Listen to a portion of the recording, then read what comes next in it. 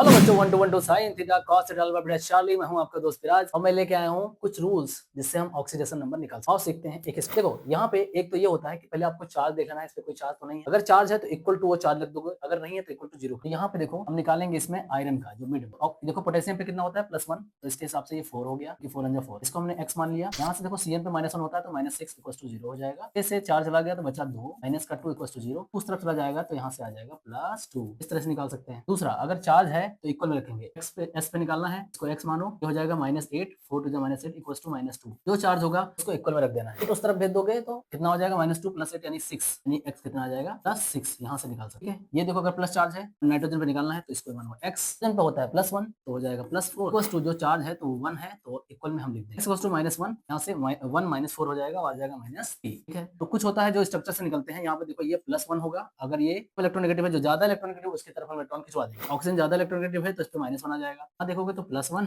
देखोगे तो -1, इस तरह से इस पे निकल के आ जाएगा -1। जनरली ऑक्सीजन पे होता है -2, पेरोक्साइड है तो -1। Thank you.